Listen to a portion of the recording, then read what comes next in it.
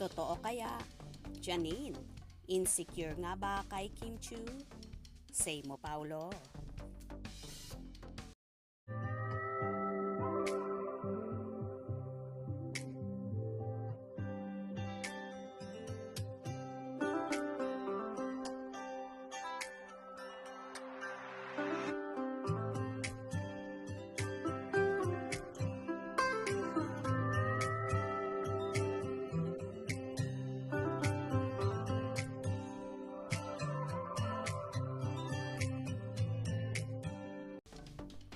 Sa nakaraang episode ng Christy Per Minute, napag-usapan ng showbiz columnist na si Tita Christy Fermin at co-host na si Romel Chica ang pagtanggi ni Janine Gutierrez sa role ni Juliana sa teleseryeng Linlang na napunta kay Kim Chiu.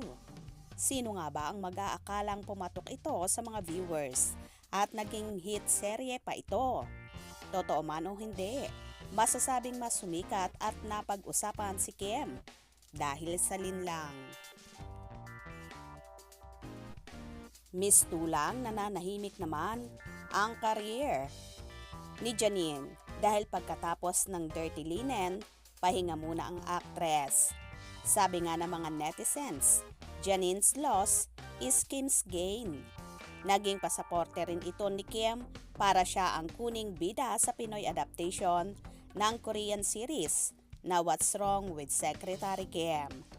Naging usap-usapan din sa social media ang chikang nabanggit para ka-insecurean ni Janine ang It's Showtime host.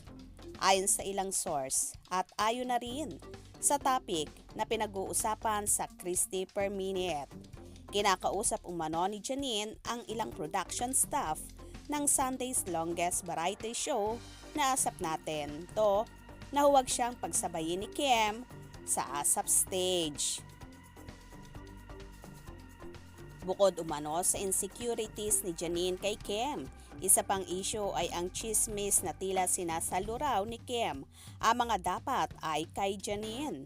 Although hindi pa confirm na mag-on na sina Kim at Paulo Avellino, pero kitang-kita na mga viewers ang kaswitan ng dalawa on and off cam noong mag-guest sa programang It's Showtime si Paulo weeks ago. Part man yon ng promo ng What's Wrong with Secretary Kim. Wala raw wrong with Kim at Paulo na maging couple dahil pareho silang single dalawa. May katotohanan kaya ba ang isyung ito? For sure, hindi naman ito totoo. At paano naman mai-insecure ang isang Janine Gutierrez?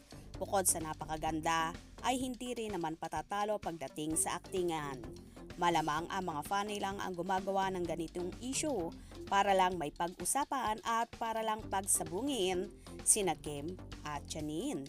Ano naman kaya magiging reaction dito ni Paulo? For sure, deadma lang ang aktor dahil kasama naman talaga yan sa lakaran sa mundo ng showbiz.